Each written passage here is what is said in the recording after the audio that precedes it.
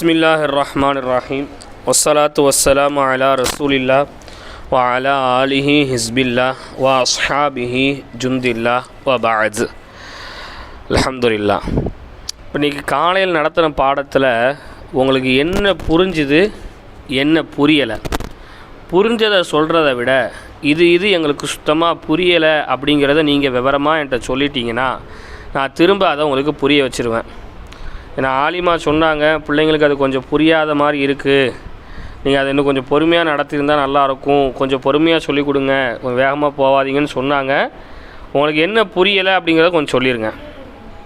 எதுவுமே புரியலை ஏம்மா, அது காலைல 1 மணி நேரம் போட்டு மூச்சை தொலைக்கும் போதே சொல்லியிருக்க வேண்டாமா? அரபி புரியலை, சரி. ஒத்த வார்த்தைகள் புரியலை, நான் ஒத்த வார்த்தையே சொல்லலையேம்மா. நான் ஒத்த வார்த்தை சொன்னேண்ணா? சரி, ஹைர். இப்போ உங்களுக்கு அப்போது அரபி புரியலை, ஒத்த வார்த்தைகள் புரியலை இல்லையா? தமிழ் அர்த்தம் புரியல. கண்டிப்பாக தமிழ் அர்த்தம் படித்த உடனே புரியாது. ஏன்னா அதில் தமிழ் தூய தமிழில் இலக்கண ரீதியில் தான் எழுதியிருக்கிறாங்க. தமிழை கொஞ்சம் நிதானமாக நீங்கள் படிச்சிங்கன்னா என்ன செஞ்சிடும், புரிஞ்சிடும். சரி, தமிழை கூட நம்ம விலைக்கு சொல்லிடுவோம், அதை பற்றி எந்த பிரச்சனையும் இல்லை. இப்போ உங்களுக்கு புரிஞ்சதில் சில விஷயங்களை நான் கேட்குறேன், நீங்கள் சொல்லுங்கள். ஹதீஸ் அப்படின்னா என்ன? பேப்பரை பரட்டுறீங்க பார்த்தீங்களா? நல்லா மனப்பாடம் பண்ணணும். ஒவ்வொரு பாடமும் நம்மளுடைய புத்தகத்தில் நோட்டில் மட்டும் இருக்கக்கூடாது, நம்ம மனசில் இருக்கணும், நம்ம சிந்தனையில் இருக்கணும். புரியுதுங்களா? முதல்ல நீங்கள் செல்ஃப் மோட்டிவேஷன், அதாவது உங்களை நீங்களே உற்சாகப்படுத்திக்கணும். இன்றைக்கி இதை மனப்பாடம் பண்ணணும், நாளைக்கு அதை மனப்பாடம் பண்ணணும், இதை எப்போ கேட்டாலும் சொல்லணும், இதை நம்ம மறக்கக்கூடாது. நம்ம ஓதுறது ஏதோ கொஞ்ச நாள் ஓதிட்டு மறந்துட்டு போகிறதுக்கு இல்லை. இதுதான் நம்ம கபருக்கானது, இதுதான் சொர்க்கத்திற்கானது, இதுதான் அல்லாஹ் ரசூலுக்கு பிடிச்சதுன்னு சொல்லி ஒவ்வொரு நாளும் காலையிலையும் சாயந்தரமும் உங்களை நீங்களே உற்சாகப்படுத்தி ஆர்வப்படுத்தி இதன் மீது முழுமையான அக்கறை கொண்டு படிக்கணும். புரியுதுங்களா? ஏதோ வந்தோம், ஓதுனோம், நமக்கும் ஒரு பட்டம் கொடுத்தாங்க, நம்மளும் ஒரு ஆலிமா முஅல்லமா முபல்லிகான்கிற ஒரு சனதை பெற்றுக்கொண்டோம், அதோடு முடிஞ்சு போச்சுன்னு நினைக்கக்கூடாது. இதெல்லாம் எங்கே இருக்கணும்? நமக்கு மனசுக்குள்ளே இருக்கணும், சிந்தனையில் இருக்கணும். இறை அச்சத்தோடு, இறை நம்பிக்கையோடு இந்த கல்வியை நேசித்து படிக்கணும். இதை நேசிக்கிறீங்களா? எப்படி நேசிக்கிறீங்க? முதல்ல நீங்கள் யாரெல்லாமா இருக்கிறீங்க சொல்லுங்கம்மா. தஸ்பிகா, ஐஷா, ஃபாத்திமா, பீமா, தாஹிரால், ருபீனாவா, நுபீனாவா, நுபீனா. அப்போ ரொம்ப பேர் இருக்கீங்களா? நபீஸா பேர் ஞாபகம் வச்சுக்க முடியாத. இர்ஃபான். அப்போ 8 பேர் இருக்கிறீங்க இல்லையா? இப்போ இந்த 8 பேரில் இந்த மார்க்க கல்வியை நேசிக்கிறதுனா எப்படி நேசிக்கிறீங்க சொல்லுங்கள். எதுக்காக இதை நேசிக்கிறோம்? பொதுவாக ஒரு விஷயத்தை விரும்புகிறதுக்கு நமக்கு ஒவ்வொரு காரணம் இருக்கும் இல்லையா? ஒரு உணவை பிடிச்சிருக்குன்னு சொன்னால் அந்த உணவினுடைய சுவை எனக்கு பிடிச்சிருக்கு, அதாவது அந்த உணவினுடைய மனம் பிடிச்சிருக்கு, அதாவது அந்த உணவு பார்க்க ரொம்ப அழகாக இருக்கும். ஏதாவது ஒரு காரணம் இருக்கும். காரணம் இல்லாமல் நம்மளால் எதையுமே விரும்ப முடியாது.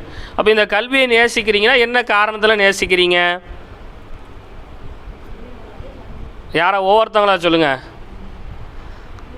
சத்தமாக சொல்லணும். புரியுதுங்களா? சொல்லுங்கள். என்னம்மா? மறுமை வாழ்வில் இம்மை வாழ்க்கை மறுமை வாழ்க்கை நல்லா இருக்கணும். யார் இது? நுபீனா. சரி, நல்லது. அது ஒரு பாயிண்ட் தான். இம்மை வாழ்க்கை மறுமை வாழ்க்கை நல்லா இருக்கணும் அப்படிங்கிறதுக்காக இந்த மார்க்க கல்வியை நேசிக்கிறேன். சரி, அடுத்து வேற ஒரு ஆள் சொல்லுங்கள். டக்கு டக்குன்னு சொல்லுங்கள். ஏன் தெரியாது? அப்படி யாருமா அது? தெரியாது. நேசிக்கிறோம், ஆனால் ஏன்னு என்ன செய்யலை, தெரியலை. சரி, இருக்கட்டும். இன்னொரு வேற ஒரு ஆள் சொல்லுங்கள். தாய்க்கு சொர்க்கத்தில், அதாவது படித்த ஒன்றொன்னையாக ஞாபகப்படுத்தி சொல்லக்கூடாது. எதுக்கு விரும்புகிறோம் அப்படின்னு கேட்டால் நீங்கள் எதுக்கு விரும்புகிறீங்களோ அதை தான் என்ன செய்யணும், சொல்லணும். சொல்லுங்கள். வேற ஒருத்தவங்க சொல்லுங்கள்.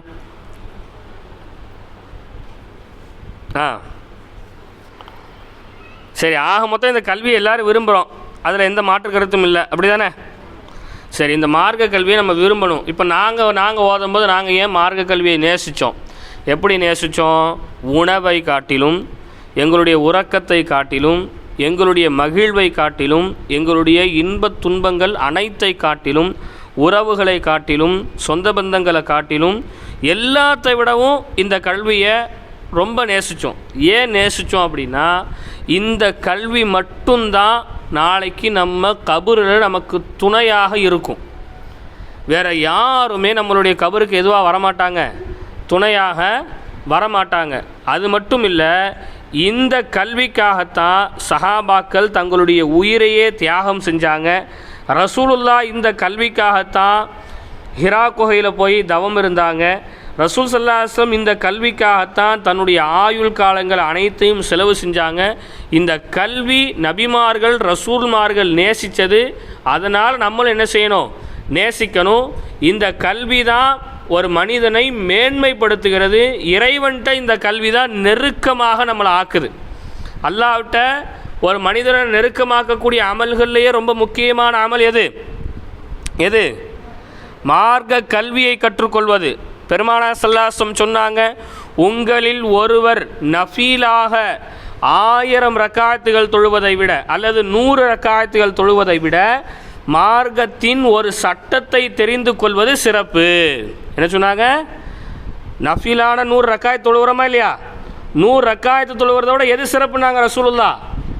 மார்க்கத்தினுடைய ஒரு சட்டத்தை தெரிஞ்சுக்கிறது சிறப்பு. இது அல்லாது மார்க்க கல்விக்கு ஏராளமான சிறப்புகள் இருக்குது. அப்போ அந்த சிறப்புகள் நமக்கும் கிடைக்கணும். நம்மளை கொண்டு 4 பேர் நல்வழி பெறணும். நம்மளை கொண்டு என்ன செய்யணும்? 4 பேர் நல்வழி பெறணும். நம்ம படித்த விஷயங்களை கொண்டு நம்ம 4 பேருக்கு சொல்லி நம்மளால் 4 பேர் நல்வழி பெறணும். அப்படிங்கிறதுக்காக இந்த கல்வியை நம்ம என்ன செய்யணும்? கண்டிப்பான முறையில் நேசிக்கணும். சரி, அப்போ காலையில் உங்களுக்கு சில விஷயத்தை சொன்னேன். அதில் ஹதீஸ்ன்னு சொல்லும்போது என்ன சொன்னோம்? ஹதீஸ்க்கு சம்பந்தமாக சொல்லுங்கம்மா, கொஞ்சம் சத்தமாக எல்லாருமே சொல்லலாம், தவறில்லை. நீங்கள் சொல்கிறத கவனித்து தான் உங்களுக்கு எந்த அளவுக்கு விளங்கியிருக்கு, என்ன விளங்கலைங்கிறத என்னால் புரிஞ்சிக்க முடியும். அதை கவனித்து தான் என்னால் உங்களுக்கு பாடமும் நடத்த முடியும்.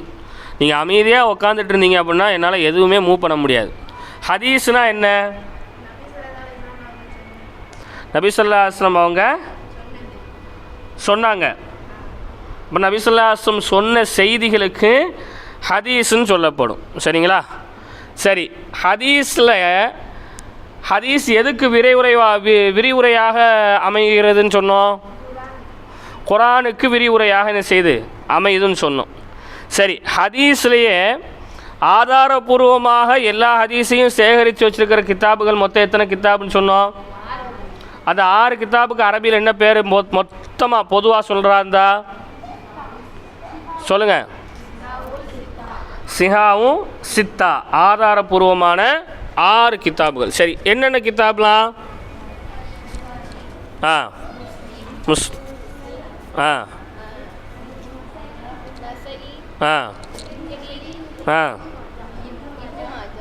இப்னு மாஜா. அப்போ ஆதாரபூர்வமான இந்த 6 கித்தாபுகள். சரி, ஹதீஸ்கள் எப்படி தரம் பிரிக்கப்படுதுன்னு சொன்னோம்? அதாவது லாயிஃபு, சஹீஹு, பலமான ஹதீஸு, பலகீனமான ஹதீஸு எப்படி மாறுதுன்னு சொன்னோம்? சரி, இப்போ இதெல்லாம் உங்களுக்கு கொஞ்சம் விளங்காமல் ஒரு மூடலாகவே தான் இருக்குது. திரும்ப முதல்ல இருந்து நான் காலையில் சொன்னதையே கொஞ்சம் பொறுமையாக இன்னும் கூடுதல் விளக்கமாக நான் உங்களுக்கு என்ன செய்கிறேன் சொல்கிறேன். நல்ல கவனமாக நீங்கள் என்ன செஞ்சு கொள்ளணும், கேட்டுக்கொள்ளணும். புரியுதுங்களா? புரியுதா? சரி, இப்போ இஸ்லாம் என்பது குர்ஆனை கொண்டும் ஹதீஸை கொண்டும் தான் மக்கள் செயல்படுத்தக்கூடியதாக இருக்கிறது. இஸ்லாம் என்பது எதன் மீது அமைக்கப்பட்டிருக்கு, இஸ்லாத்தை எப்படி விளங்கி கொள்ள முடியும், இஸ்லாத்திற்குள்ள ஒரு மனிதர் எப்படி வர முடியும்னா குர்ஆனின் மூலமாகவும் ஹதீஸின் மூலமாகவும் தான் வர முடியும். வேறு எந்த ரீதியிலையாவது ஒரு மனிதர் இஸ்லாத்துக்குள்ளே வர முடியுமா? கண்டிப்பாக வர முடியாது. ஒன்று குர்ஆனை கற்று குர்ஆனை படித்து அதை தெரிந்து அதன் மூலமாக என்ன செய்யணும், அவர் இஸ்லாத்துக்குள்ளே வரணும். அல்லது ஹதீஸுகளை கற்று ஹதீஸுகளை தெரிந்து அதன் மூலமாக அவர் இஸ்லாத்துக்குள்ளே என்ன செய்யணும், வரணும். அப்படி தானே? இப்போ உதாரணத்துக்கு குரானின் மூலமாக எப்படி நிறைய பேர் இஸ்லாத்துக்கு வராங்க, நல்லா கவனிக்கணும், புரியுதுங்களா? இப்போ என்ன செய்கிறாங்க, குரானில் இருந்து ஒரு வசனத்தை ஓதுறாங்க. இப்போ ஓதும் போது அந்த வசனம் என்ன செய்யுது, அறிவியல் சம்பந்தப்பட்ட வசனமாக இருக்குது. உடனே ஒரு அறிவாளி, ஒரு ஆராய்ச்சியாளர் என்ன செய்கிறாரு, அந்த வசனத்தை ஆய்வு செய்கிறார். ஆய்வு செஞ்சு இந்த வசனத்தில் சொல்லப்பட்ட விஷயம் உண்மையாகத்தான் இருக்குது, குரான் அப்போ உண்மையானதாகத்தான் இருக்குது, கண்டிப்பாக குரான் உண்மையான ஒரு வேதம் தான் அப்படின்னு நம்பி அவர் என்ன செய்கிறாரு சொல்லுங்கள், என்ன செய்கிறாரு, இஸ்லாத்துக்குள்ளே வாரார். புரியுதுங்களா? மாற்று மதத்தை சார்ந்த ஒரு அறிவாளி, ஒரு ஆராய்ச்சியாளர் குரானின் வசனத்தை ஆய்வு செஞ்சு என்ன செஞ்சிட்டாரு, அது உண்மை அப்படிங்கிற நம்பி இஸ்லாத்துக்குள்ளே என்ன செய்கிறாரு, வாரார். இன்னொரு அறிவாளி இருக்கிறாரு, இன்னொரு ஆராய்ச்சியாளர் இருக்கார், அவர் என்ன செய்கிறாரு, ஒரு ஹதீஸை ஆய்வு செய்கிறார். இப்போ உதாரணத்துக்கு நான் சொல்கிறா இருந்தால், உங்களுக்கு அமெரிக்காவில் ஒரு டாக்டர் என்ன செஞ்சார் அப்படின்னா, ரசூலுல்லாவுடைய ஒரு ஹதீஸை எடுத்து ஆய்வு பண்ணார். என்ன ஹதீஸை எடுத்து ஆய்வு பண்ணார், நபி ஸல்லல்லாஹு அலைஹி வஸல்லம் அவங்க சொன்னாங்க, உங்களில் யாரும் நின்று கொண்டு தண்ணி குடிக்க வேண்டாம், நீங்கள் தண்ணி குடிக்கிறதா இருந்தால் அமர்ந்து தண்ணி குடிங்க, 3 மிடராக என்ன செய்யுங்க, தண்ணி குடிங்க, ஒரே மிடராக குடிக்காதீங்க அப்படிங்கிறது என்னது, ஹதீஸு. அப்படிங்கிறது என்னது, ஹதீஸ். இப்போ இந்த ஹதீஸை அந்த மருத்துவர் என்ன செய்கிறாரு, ஆய்வு செய்கிறாரு. ஏன் ரசூலுல்லாஹ் உட்காந்து குடிக்க சொன்னாங்க, ஏன் நின்றுக்கிட்டு குடிக்கக்கூடாதுன்னு சொன்னாங்க, ஏன் 3 மிடராக குடிங்கன்னு சொன்னாங்க, ஏன் ஒரே மிடரில் குடிச்சு முடிக்கக்கூடாதுன்னு சொன்னாங்கங்கிறத ஆய்வு செய்கிறார். இதுக்கு பின்னாடி என்ன இருக்குது, இதுக்கு பின்னாடி என்ன மருத்துவம் இருக்குது அப்படின்னு ஆய்வு செய்கிறார். அப்போ ஆய்வு செய்யும்போது அவருக்கு ஒரு அதிர்ச்சியான செய்தி கிடைக்குது. என்ன செய்தி அப்படின்னா, நின்று கொண்டு ஒரு மனிதர் தண்ணீர் அருந்தினால் அவருடைய நுரையீரல், அவருடைய கிட்னி, அவருடைய உடலுக்குள் இருக்கக்கூடிய உறுப்புகள் எல்லாம் ரொம்ப வேகமாகவே கெட்டு போயிடும், அது ரொம்ப வேகமாகவே சீர்குலைந்து போயிடும். ஆனால் அமர்ந்து தண்ணி குடித்தா நுரையீரல், கிட்னி, இந்த போல் உடல் உறுப்புகள் எல்லாம் ரொம்ப நாளைக்கு நல்லா இருக்கும் அப்படிங்கிறத அவர் என்ன செய்கிறார், அந்த ஆய்வில் கண்டுபிடிக்கிறார். அது மட்டும் இல்லாமல் 3 மிடராக ஏன் ரசூலுல்லாஹ் குடிக்க சொன்னாங்க அப்படின்னா, நீங்கள் ஒரே மிடராக குடிக்கும்போது உங்களுடைய அந்த பாத்திரத்திலே நீங்கள் மூச்சு விடுவீங்க, நீங்கள் விடக்கூடிய மூச்சுங்கிறது கெட்ட காற்று. அப்போ அந்த தண்ணியில் கெட்ட காற்று பட்டுச்சுன்னு சொன்னால் அந்த தண்ணி உங்களுக்கு கிருமியாக ஆயிரும், கிருமி என்ன செஞ்சு இன்ஃபெக்ஷனாக ஆயிரும். அப்போ இதனால தான் ரசூலுல்லாஹ் இப்படி என்ன செஞ்சுருக்காங்க, செய்ய சொல்லியிருக்காங்க. அப்போ இது 100க்கு 100 உண்மையான செய்தி தான் சொல்லி ஹதீஸை கொண்டு அவர் எதுக்கு வந்துடுறாரு, இஸ்லாத்துக்கு வந்துடுறாரு. அப்போ குரானும் ஹதீஸும் இல்லாமல் இஸ்லாத்திற்குள்ளே என்ன செய்ய முடியாது, யாராலுமே வர முடியாது. அப்போ குரான் ஹதீஸ்லாம் படிச்சுக்காமலே நிறைய பேர் வராங்கன்னு சொன்னால் அவங்களும் என்னது தான், குரான் ஹதீஸின் அடிப்படையில் தான் வராங்க. ஏன்னா இஸ்லாமியர்கள் இப்படி வாழ்கிறத பார்த்து எங்களுக்கு இஸ்லாத்தில் போகணுன்னு ஆசை, இஸ்லாமியர்கள் இப்படி சம உரிமை கொடுக்குறாங்க, அதனால இஸ்லாத்துக்கு எங்களுக்கு போகணுன்னு ஆசை, இப்படியெல்லாம் இவங்க சொல்கிறாங்கன்னா இஸ்லாமியர்கள் குரானையும் ஹதீஸை கொண்டு வாழ்ந்தாங்க, அதை பார்த்து அவங்களுக்கு பிரியம் வந்து இஸ்லாத்தின் பால் என்ன செஞ்சிட்டாங்க, வந்துட்டாங்க. சரி, இப்போ குர்ஆன் அப்படின்னு சொன்னால் அல்லாஹ் ரப்புல் ஆலமீன், நல்லா கவனிச்சுக்கணும், புரியுதுங்களா? குர்ஆன் அப்படின்னு சொன்னால் அல்லாஹ் ரப்புல் ஆலமீன் நபி ஸல்லல்லாஹு அலைஹி வஸல்லம் அவங்களுக்கு ஜிப்ரீல் அலைஹிஸ்ஸலாம் அவர்களின் மூலமாக சில செய்திகளை சொல்லி அனுப்புவான். ஜிப்ரீல் அலைஹிஸ்ஸலாம் அந்த செய்திகளை ரசூலுல்லாஹ்ட்ட சொல்லுவாங்க. ரசூலுல்லாஹ் மக்களுக்கு முன்னால் ஓதி காமிப்பாங்க. மக்கள் அதனை மனனம் செய்து கொள்வார்கள், அதனை எழுதி வைத்து கொள்வார்கள். இதுதான் குர்ஆன். குர்ஆன் கேட்டால் என்ன பதில் சொல்லணும் நீங்கள்? அல்லாஹ்வின் மூலமாக, அல்லாஹ்விடத்திலிருந்து ஜிப்ரீல் அலைஹிஸ்ஸலாம் அவர்களின் மூலமாக ரசூலுல்லாஹ்விற்கு சொல்லப்பட்ட செய்திகளுக்கு என்னன்னு சொல்லப்படும்? குர்ஆன் என்று சொல்லப்படும். ஹதீஸ்ன்னு சொன்னால் என்ன? நபி ஸல்லல்லாஹு அலைஹி வஸல்லம் அவர்கள் சொன்ன அனைத்து வார்த்தைகளும் ஹதீஸ் தான். இப்போ நம்ம பேசுகிறோம் இல்லையா, நம்ம பேசுகிற பேச்சுக்கு ஏதாவது பேர் வைக்க முடியுமா? நம்ம சொல்கிறோம்ல வீண் பேச்சு அப்படின்னு சொல்கிறோமா, விடந்தாவாதம் அப்படின்னு சொல்கிறோமா, புறம் பேசுறது சொல்கிறோமா, பொய் பேசுறது சொல்கிறோமா இல்லையா? இப்படி நம்ம பேசுகிறதுக்கு பல பேர் இருக்குது. ஆனால் ரசூலுல்லாஹ் பேசிய எல்லா பேச்சுக்கும் ஹதீஸ் என்று சொல்லப்படும். ஹதீஸ்னால் என்னங்க? பேசிய எல்லா வார்த்தைகளுக்கும் என்னென்னு சொல்லப்படும்? ஹதீஸ்னு சொல்லப்படும். அப்போ இப்போ விளங்குதா ஹதீஸ்னா என்னங்கிறது? ஹதீஸ்னா என்ன? ரசூல்லா எதெல்லாம் பேசுனாங்களோ அது எல்லாமே என்னது தான், ஹதீஸ் தான். அதாவது அல்லாஹ் ஜிப்ரீல் இஸ்லாம்கிட்ட சொல்லி, ஜிப்ரீல் இஸ்லாம் வந்து ரசூல்லாட்ட சொல்லி, ரசூல்லா சொன்னது வந்து ஹதீஸ் இல்லை. அது என்னது? யார் சொன்னது? Very good. யார் சொன்னது பதில்? அது என்னது? அது குர்ஆன். இது அல்லாது ரசூல்லா நிறைய பேசியிருக்காங்களா இல்லையா? மக்களை நீங்கள் இப்படி இருங்க அப்படி இருங்க, நம்ம ஹதீஸுகள் நம்ம நிறைய பயான்களில் சொல்கிறோமா இல்லையா? அது எல்லாமே என்னது தான், ஹதீஸ் தான். நம்ம புரியுதுங்களா? குர்ஆனுக்கும் ஹதீஸுக்கும் உள்ள வித்தியாசம் புரியுதா? இப்படி ரசூல்லா பேசின எல்லா செய்திகளுக்கும் ஹதீஸ் தான் சொல்லப்படுது. ஆனால் இந்த ஹதீஸுகளில், இந்த பேச்சுக்களில் பலமான பேச்சு, ஆதாரபூர்வமான பேச்சு, ஆதாரம் இல்லாத பேச்சு அல்லது ஆதாரம் குறைந்த பேச்சு என்று ரசூல் ஸல்லல்லாஹு அலைஹி வஸல்லம் பேசின அந்த பேச்சுக்களையே தரம் பிரிக்கிறாங்க. ரசூல்லா பேசின பேச்சுக்கள் என்ன செய்கிறாங்க? இமாம்கள் தரம் பிரிக்கிறாங்க. ஏன் தரம் பிரிக்கிறாங்கன்னு சொன்னால், இப்போ உதாரணத்துக்கு இந்த சபையை நீங்கள் கற்பனை பண்ணிக்கங்க. இந்த சபையை என்ன செய்யுங்க? கற்பனை பண்ணிக்கங்க. கற்பனை பண்ணிக்கிறீங்களா? இப்போ இந்த சபை தான் வந்து நபி ஸல்லல்லாஹு அலைஹி வஸல்லம் அமர்ந்திருக்கிற சபைன்னு வச்சுக்கோங்க. புரியுதுங்களா? இப்போ இந்த சபையில் எத்தனை பேர் நம்ம இருக்கிறோம்? என்னையும் சேர்த்து 9 பேர் இருக்கிறோம். அப்படி தானே? நம்ம என்னையும் சேர்த்து என்ன செய்கிறோம்? 9 பேர் இருக்கிறோம். இப்போ ரசூல் ஸல்லல்லாஹு அலைஹி வஸல்லம் அவங்க முன்னாடி இருக்கிறாங்கன்னு சும்மா ஒரு கற்பனை. இப்போ ரசூலா என்ன சொல்கிறாங்க? அருமையான தோழர்களே, நீங்கள் என்ன செய்யாதீங்க, வலா தஜஸ்ஸஸு, நீங்கள் என்ன செய்யாதீங்க, பொறாமப்படாதீங்க அப்படின்னு ரசூல்லா சொல்லிட்டாங்க. இப்போ ரசூல்லா சொன்ன இந்த வார்த்தை என்னது? ஹதீஸ். Very good. ரசூல்லா இப்போ சொன்ன இந்த வார்த்தை என்னது? ஹதீஸ். இப்போ இதை கேட்டது நம்ம எத்தனை பேர்? 9 பேர். இந்த 9 பேருமே நல்லவங்களாக, நியாயவான்களாக, பொய் சொல்லாதவர்களாக, ஏமாத்தாதவர்களாக, பிறர் வாழ்க்கையை நோண்டாதவர்களாக, இஸ்லாம் சொன்ன வழியில் வாழ்ந்தவர்களாக இருந்து, இவர்களில் இப்போ நம்மளில் ஒருவர் வெளியே போய் இந்த ஒரு ஹதீஸை ரசூலா இப்படி சொன்னாங்கன்னு சொன்னோம்னு வைங்களேன், இந்த ஹதீஸுக்கு என்னன்னு சொல்லப்படும்? ஆதாரபூர்வமான ஹதீஸு. இந்த ஹதீஸுக்கு என்னன்னு சொல்லப்படும்? ஏன் கேட்ட 9 பேர் எப்படி இருக்கிறாங்க? நல்லவங்களாக இருக்கிறாங்க, பொய் சொல்லாதவங்களாக இருக்கிறாங்க, புறம் பேசாதவங்களாக என்ன செய்கிறாங்க?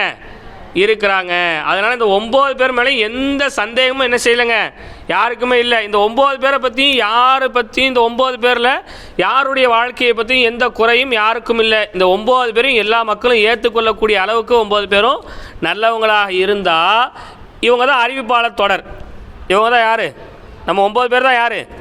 அறிவிப்பாளர்களின் தொடர். இப்போ ரசூல்லா இங்கே பக்கத்தில் இருந்ததுனால நான் கேட்டேன் முதல்ல. அப்போ நான் கேட்டதோட சொல்கிறேன், பார்த்தீங்களா ரசூலா சொன்னாங்க பார்த்தீங்களா? அடுத்து நீங்கள் என்ன செய்யுங்க, உங்கள் பக்கத்தில் இந்த 9 பேருக்குள்ளே இந்த அறிவிப்பு என்ன செஞ்சிருச்சு? வந்துருச்சு. இப்போ 10ஆவதாக ஒரு ஆளுக்கு நம்ம போய் என்ன செய்கிறோம்? சொல்கிறேன். நம்ம புரியுதுங்களா? 10ஆவதாக நம்ம என்ன செய்கிறோம்? இன்னொரு ஆளுக்கு போய் சொல்கிறோம். அப்படி சொல்லும்போது அந்த 10ஆவது ஆள் பார்ப்பார். அப்படியா? உங்களுக்கு யார் சொன்னா? இப்போ உதாரணத்துக்கு ஃபாத்திமா போய் ஒரு ஆள்கிட்ட சொல்கிறாங்க அப்படின்னு வச்சுங்களேன். ஃபாத்திமா நீங்கள் நல்லவங்க தான், உங்களுக்கு யார் சொன்னா? எனக்கு வந்து இர்ஃபானா சொன்னாங்க. இர்ஃபானாவா? இர்ஃபானா நல்லவங்க தான். இர்ஃபானாக்கு யார் சொன்னா? இர்ஃபானாக்கு நுபீனா சொன்னாங்க. அப்போ நுபீனா நல்லவங்க தான். அப்போ நுபீனாக்கு யார் சொன்னா? வேறு யாருமா இருக்கீங்க? யார்? நஃபீஸா. அப்போ நஃபீஸா நல்லவங்க தான். அப்போ நஃபீஸாவுக்கு யார் சொன்னா? இப்படியே வந்து அப்போ கடைசியாக அவங்க 8 பேர் முடிஞ்சிடும். புரியுதுங்களா? அப்போ கடைசியாக ஒரு ஆள்கிட்ட சொல்லப்படுது. அப்போ உனக்கு யார் சொன்னா? எனக்கு வந்து அசத்து சொன்னாங்க. இப்போ அசத்துக்கு யார் சொன்னா? அவங்க நேரடியாக ரசூலாட்டேருந்து கேட்டாங்க. அப்போ இந்த 9 பேர் பார்க்கும்போது ரைட், 9 பேரை பற்றி எந்த பிரச்சனையும் இல்லைங்க, அப்போ இது சஹீஹான ஹதீஸ் தான் சொல்லி 10ஆவது ஆள் என்ன செஞ்சிடறாரு? இதை எழுதிடுறாரு. 10ஆவது ஆள் என்ன செஞ்சிடறாரு? நபி ஸல்லல்லாஹு அலைஹி வஸல்லம் அவங்களை தொட்டு இவர் அறிவித்ததாக, இவரை தொட்டு இவர், இவரை தொட்டு இவர், இவரை தொட்டு இவர், இவரை தொட்டு இவர், இவரை தொட்டு இவர், கடைசியாக 10ஆவது ஆளாக நான் இந்த ஹதீஸ் அறிவிப்பு செய்கிறேன் அப்படின்னு சொல்லி அவர் என்ன செஞ்சிடறாரு? அறிவிப்பு செஞ்சிடறாங்க. நம்ம புரியுதுங்களா? இப்படி 9 பேரை பற்றி எந்த குறையும் இல்லைன்னு சொன்னால் அது என்ன ஹதீஸு? சஹீஹான ஆதாரபூர்வமான ஹதீஸ். அரபியில் சொல்கிறா இருந்தால் சஹீஹான ஹதீஸு, தமிழில் சொல்கிறா இருந்தால் ஆதாரபூர்வமான. இப்போ இதே ஹதீஸ் தான் யார் போய் வெளியே சொல்கிறா? நஃபீஸா போய் வெளியே சொல்கிறாங்க வச்சுப்போம். யார் போய் வெளியே சொல்கிறா? நஃபீஸா போய் 10ஆவதாக ஒரு ஆளுக்கு சொல்கிறாங்க. 10ஆவது ஆள் கேட்குறாங்க, நஃபீஸா உங்களை பற்றி பிரச்சனை இல்லை, நீங்கள் நல்ல ஒரு ஈமான்தாரி தான், நல்ல ஆள் தான், உங்களுக்கு யார் சொன்னா? வேறு யாருமா இருக்கீங்க? அந்த பேர் எனக்கு உங்கள் பேர் மனப்பாடம் பண்ணி 10 நாள் ஆயிரும். தாஹிரா. சரி தாஹிரான்னு வச்சுக்கோண்ணே. தாஹிரா சொன்ன. தாஹிராவா? தாகிரா இடைக்கிடைக்க ஏதாவது ஒரு சின்ன சின்ன விளையாட்டாக பொய் சொல்லக்கூடிய ஆளாச்சே. சரி, தாகிராவுக்கு யார் சொன்னா? தாகிராவுக்கு ஃபாத்திமா சொன்னாங்க. சரி, ஃபாத்திமா நல்லவங்க தான். இப்படியே வந்துடும். 8 பேர் என்ன செஞ்சிட்டாங்க? உங்களை 8 பேர் இருக்கீங்களா உள்ள? 7 பேர் ஓகே ரைட்டு. ஆனால் இதில் நடுவில் ஒரு ஆள் என்ன செய்கிறாங்க? இடைக்கிடைக்க ஏதோ ஒரு சின்ன சின்ன தவறுகள் செய்யக்கூடியவங்களா இருக்கான்னு வச்சுக்கோமே. அப்படி இருந்துருச்சுன்னா இந்த ஹதீஸ் என்ன செய்வாங்க? பலம் கொஞ்சம் குறைஞ்ச ஹதீஸாக பதிவு செய்வாங்க. என்ன செய்வாங்க? ஆதாரம் கொஞ்சம் கம்மியாக இருக்கிற மாதிரி தோணுது. ஏன்னா இடையில என்ன செய்கிறாங்க? ஒரு ஆள் பொய் சொல்லக்கூடியவங்களா இருந்தால் இது ஒருவேளை பொய்யா இருக்குமோ, ஒருவேளை என்ன செய்யுமா இருக்குமோ, பொய்யா இருக்குமோ அப்படின்னு என்ன செஞ்சுருவாங்க? இதை என்ன ஹதீஸாக பதிவு பண்ணிடுவாங்க? பலகீனமான ஹதீஸ்ன்னு பதிவு பண்ணிடுவாங்க. என்ன ஹதீஸ்ன்னு பதிவு பண்ணிடுவாங்க? புரியுதுங்களா? இப்போ பலமான ஹதீஸ், சஹீஹான ஹதீஸுக்கு ஆதாரபூர்வமான ஹதீஸ் அப்படிங்கிறதுக்கு அரபியில் சஹீஹான ஹதீஸ் அப்படின்னு சொல்லுவோம். புரியுதுங்களா? பலகீனமான ஹதீஸுக்கு அரபியில் லஈஃபான ஹதீஸ் அப்படின்னு நினச்சிவாங்க சொல்லுவாங்க. அரபியில் என்ன சொல்லுவாங்க? லஈஃபான ஹதீஸ். அப்போ ஒரு ஹதீஸ் எப்படி பலமான, அதாவது ஆதாரபூர்வமான ஹதீஸாக மாறுது, எப்படி ஒரு ஹதீஸு பலகீனமான ஹதீஸாக மாறுதுங்கிறத விளங்கிக்கிட்டீங்களா? இப்போ உங்களுக்கு விளங்குதா? அப்போ இவங்கெல்லாம் யார்? இந்த 9 பேர் யாருங்க? இவங்க தான் அறிவிப்பாளர்கள். இந்த 9 பேர் யார்? அறிவிப்பாளர்கள். நம்ம ஹதீஸ் படிக்கும்போது தெரியும். இப்போ உதாரணத்துக்கு கிதாப் கையில் வச்சுருக்கீங்களா? ஒரு இதை எடுத்துங்க. இதில் டைரெக்டாகவே அறிவித்த அந்த ஆளுடைய பேரையே போட்டு இதில் ஒரு ஹதீஸ் எழுதியிருக்கிறாங்க. சரி பாருங்கள்.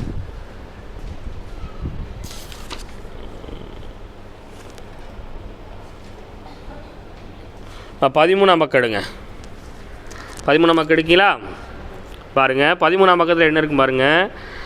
வன் அபி யஸீத மஅன் இப்னி யஸீத் இப்னி அஹ்னஸி ரலியல்லாஹு அன்ஹும் வஹுவ வ அபூஹு வ ஜத்துஹு ஸஹாபியூன.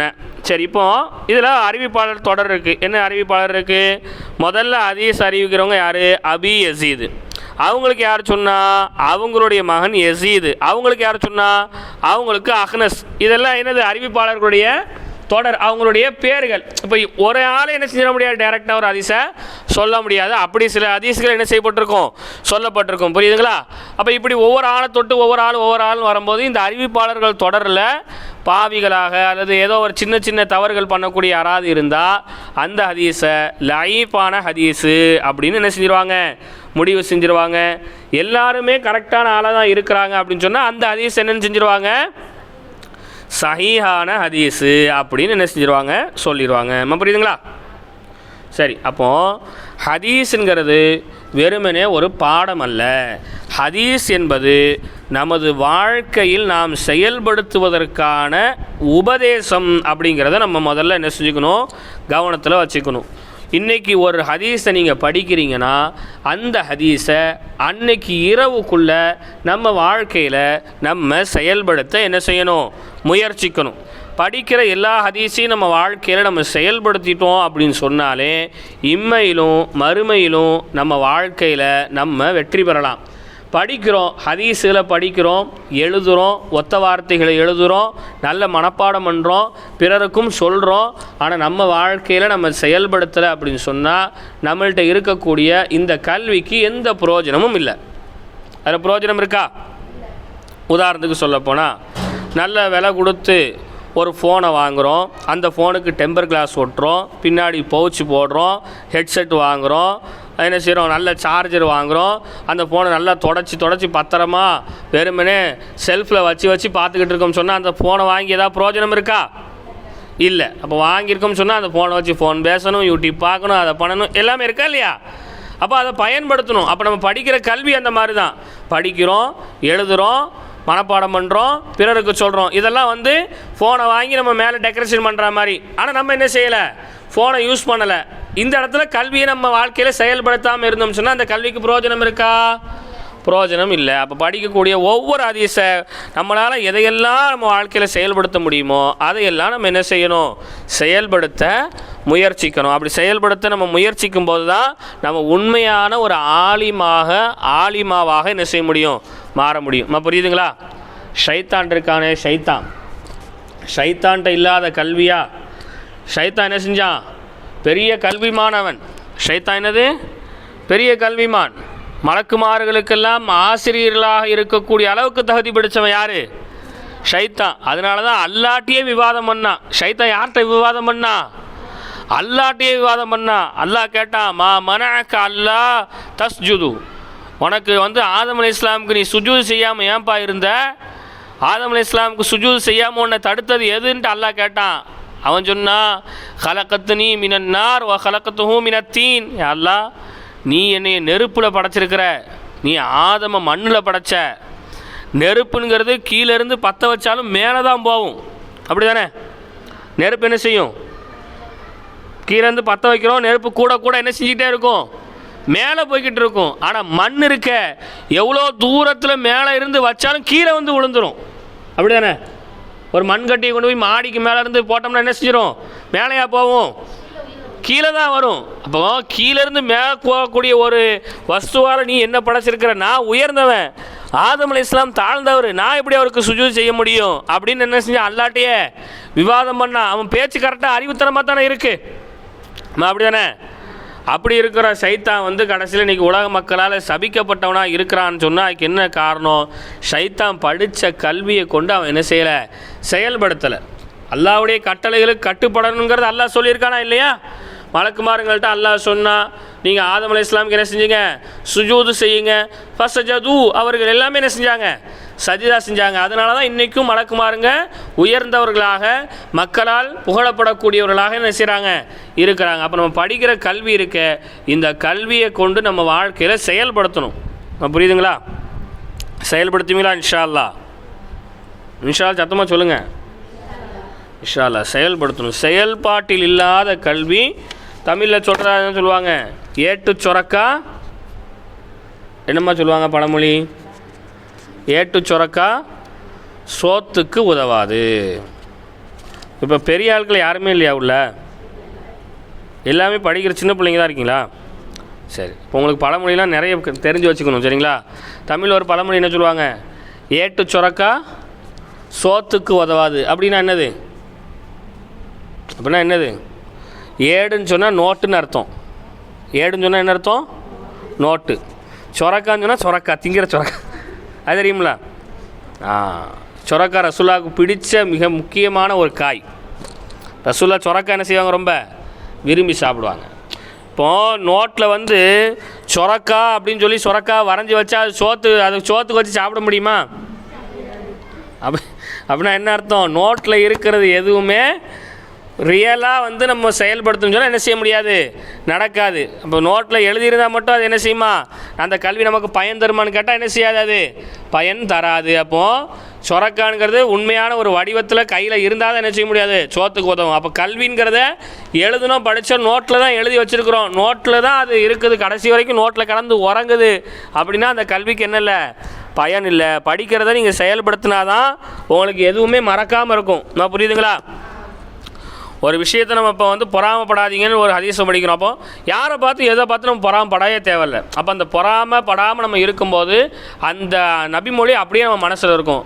நம்ம ஏன் பொறாமப்படாமல் இருக்கிறோம்? ஆமாம், அன்றைக்கி ஒரு ஹதீஸ் படித்தோம்ல, லா தஜஸ்ஸஸு, ரசூல் ஸல்லல்லாஹு அலைஹி வஸல்லம் சொன்னாங்கல்ல, லா தஹஸ்ஸது அப்படின்னு ரசூலுல்லாஹ் சொன்னாங்கல்ல, அந்த ஹதீஸ்னால தான் இன்ன வரைக்கும் நம்ம பொறாமப்படாமல் இருக்கிறோன்னு சொல்லி அந்த பாடமும் மறக்காமல் இருக்கும்.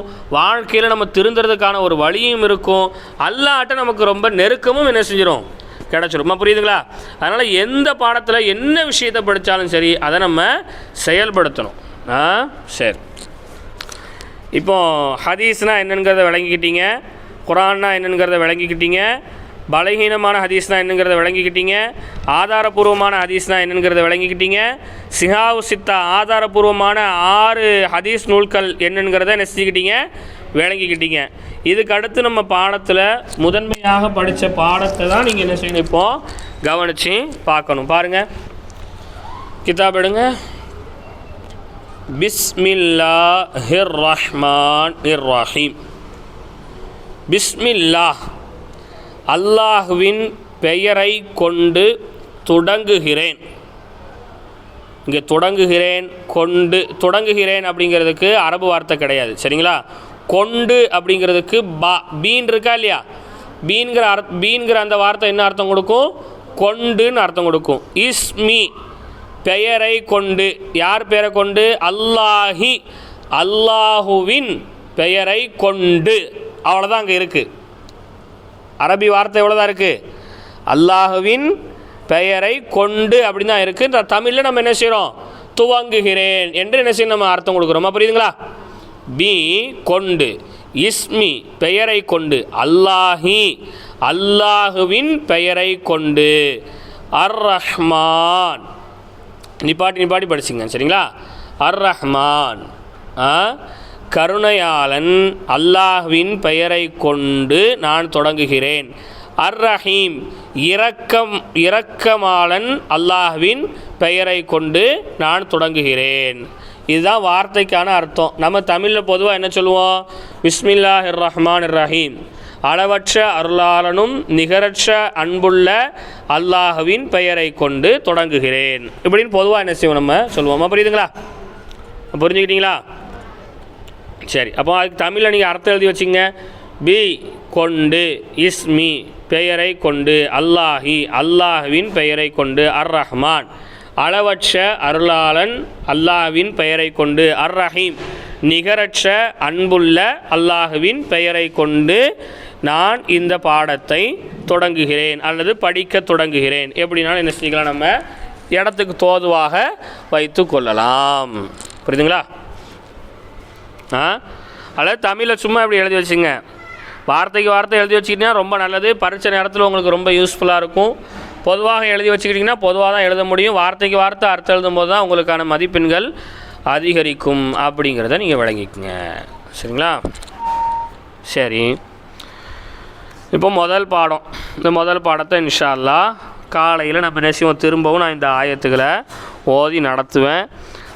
உங்களுக்கு ஆலிமா இன்ஷா அல்லாஹ் ஏதாவது ஒரு 2 பாடங்கள் என்ன செய்வாங்க? கண்டிப்பாக நடத்துவாங்க. ஏன்னா நிறைய பாடம் இருக்கிறதுனால இங்கே காலையிலையும் நேரம் கொடுத்து வரணும், மகரிப்லையும் நேரம் கொடுத்து வரணும் இன்ஷா அல்லாஹ். புரியுதுங்களா? காலையில் பெரும்பாலும் ஆலிமா நடத்துவாங்க. ஆலிமாவுக்கு நடத்த முடியாத சூழல் இருந்தால் அன்னைக்கு காலையில் நான் பாடம் நடத்துவேன். அதனால் காலை மாலை மதரசா தயவு செஞ்சு லீவ் இல்லாமல் வாங்க. உங்களுக்கு லீவ் வேணும்னா யார்கிட்டையாவது சொல்லிவிட்டு போயிருங்க. குறிப்பாக நீங்கள் செல்ஃபோனுகளை உள்ளே அலோவ் பண்ணாதீங்க, செல்ஃபோனுகளை கொண்டு வராதீங்க. அது போன வருஷம் கொஞ்சம் பெரிய பிள்ளைங்க பெரிய ஆட்கள் இருந்ததுனால அவங்களுக்கு நம்ம அனுமதித்தோம். இப்போ எல்லாமே படிக்கிற பிள்ளைங்க இருக்கிறீங்க.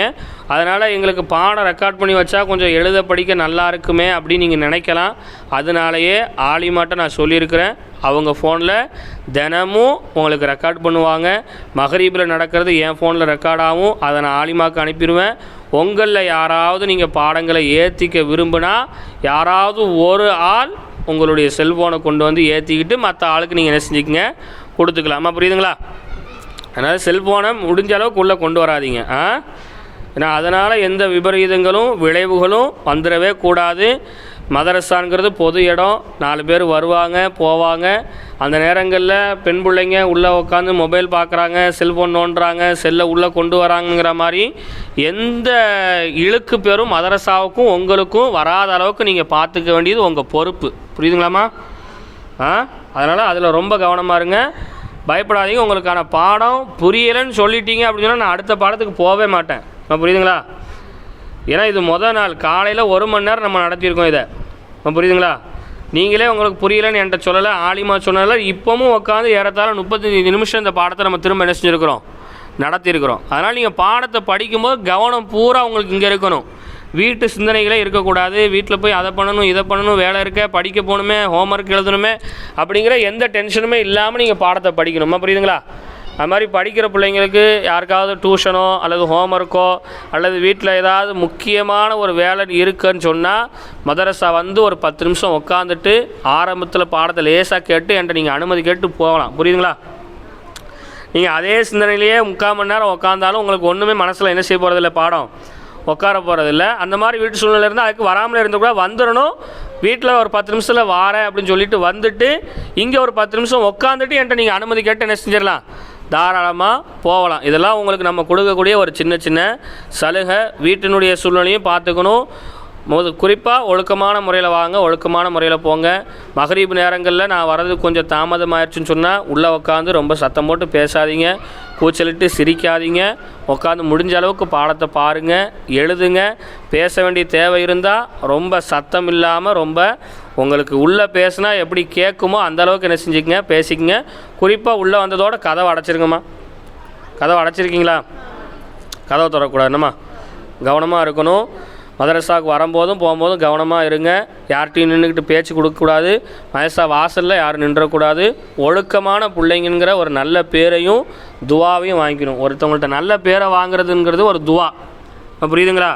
நல்ல பேர் வாங்குறதுக்கு ரொம்ப நேரம் ஆகும். ஆனால் கெட்ட பேரை ஒரு நொடியில் என்ன செஞ்சிடலாம், வாங்கிடலாம். ஷைத்தான் ஏதாவது ஒரு ரூபத்தில் நம்மளை எப்போமாவது ஒரு வாட்டி வழி எடுக்க முயற்சி பண்ணுவான். ஷைத்தானுக்கு இடமே கொடுக்காம ஒழுக்கமான முறையில் நம்ம இருக்கணும். முதல்ல இந்த கல்விக்கு தேவை ஒழுக்கம், புரியுதுங்களா? ஒழுக்கம் இல்லைன்னா கல்வி நமக்கு இல்லவே இல்லை. அதனால் ஒழுக்கமாக இருக்கணும். ஒவ்வொரு வாட்டியும் ஒரு தப்பு செய்யும் போதோ, ஒரு நன்மையை செய்யாமல் இருக்கும் போதோ உங்களுக்கு நீங்களே சொல்லணும், நம்ம ஒரு ஆலிமா, நம்ம இப்படி இருக்கலாமா? நம்ம சொந்தக்காரங்களில் யாருனாலும் எப்படினாலும் இருக்கலாம். ஆனால் நம்மளும் நம்ம சொந்தக்காரங்களை மாதிரி என்ன செஞ்சிடக்கூடாது, இருந்துடக்கூடாது. ஏன்னா நம்ம ஒரு ஆலிமா, நம்ம புரியுதுங்களா? அதை எப்போவுமே நம்ம கவனத்தில் என்ன செய்யணும், வைக்கணும். ஒரு நல்லது நடந்தாலோ ஒரு கெட்டது நடந்தாலோ அந்த நேரத்தில் பொதுமக்கள் செய்யக்கூடிய தவறுகளை நம்மளும் என்ன செஞ்சிடக்கூடாது, செஞ்சிடக்கூடாது. ஏன்னா நம்ம ஒரு ஆலிமாக்கு நம்ம ஓதிக்கிட்டு இருக்கிறோம். நமக்கான ஒழுக்கங்கிறது வேறு, நமக்கான கண்ணியங்கிறது வேறு. நம்ம தனித்துவமாக இருந்தாலும் நம்மளை பார்த்து 4 பேர் என்ன செய்யணும், திருந்துறதுக்கு ஒரு வாய்ப்பு நம்ம என்ன செய்யணும், உருவாக்கணுமே தவிர நம்மளை பார்த்து 4 பேர் கெட்டு போகிறதுக்கான ஒரு சூழல் என்ன செய்யக்கூடாது, நம்ம ஒரு காலத்துலையும் உருவாக்கிடக்கூடாது. அப்படிங்கிறத கவனத்தில் கொள்ளுங்கள். இன்ஷா அல்லாஹ் இஷா தொழுதுட்டு போக முடிஞ்சால் இஷா தொழுதுட்டு போங்க, எல்லோரும் ஒழுவோடு இருந்தீங்கன்னா. இல்லைனா பாங்கு சொன்னதோட இன்ஷா அல்லாஹ் மதரசா விட்டு போயிட்டு வீட்டில் போய் இஷாவை தொழுதுருங்க. தொழுதுட்டு எல்லா நேரத்திலும் எல்லா தொழுகையிலும் உங்களுக்கு தொழுகை கிடைக்கக்கூடிய நாட்களில் எல்லா நேரங்கள்லையுமே எனக்கு மார்க்க கல்வியை கொண்டு செயல்படுத்தக்கூடிய ஒரு வாய்ப்பு கூடிய அல்லாட்ட கேட்டுக்கிட்டே இருங்க. புரியுதுங்களா? எதை கேட்குறோமோ இல்லையோ, எதை கேட்கணும், நான் இன்ன வரையிலும் தஹஜ்ஜுதில் கேட்கக்கூடிய ஒரு துவா அதுதான். நான் படிக்கக்கூடிய ஒவ்வொரு விஷயத்தை கொண்டு என் வாழ்க்கையில் நான் என்ன செய்யணும், அல்லாஹ் செயல்படுத்தணும். புரியுதுங்களா? அப்படி செயல்படுத்தும் போது தான் நம்ம ஒரு உண்மையான மூமினாக என்ன செய்ய முடியும், வாழ முடியும். அப்படிங்கிறத இன்ஷா அல்லாஹ் கவனத்தில் வச்சுங்க. காலையில் இன்ஷா அல்லாஹ் சீக்கிரமாகவே மதரசாவுக்கு வந்துடுங்க. ப்ரேயரில் எல்லாருமே அட்டன் ஆயிடணும். இன்றைக்கி ப்ரேயருக்கு எல்லாம் வந்தீங்களா? ப்ரேயர் படிக்கும்போது எல்லாம் கொஞ்சம் ராமாக படிக்கணுமாண்ணே, சும்மா வாசிக்கிற மாதிரி படிக்கக்கூடாது. அது எப்படிங்கிறது இன்ஷா அல்லாஹ் நாளைக்கு எல்லோரும் வந்ததுக்கப்புறம் சொல்லுவான். அஸ்ஸலாமு அலைக்கும் வரஹ்மத்துல்லாஹி வபரகாத்துஹு.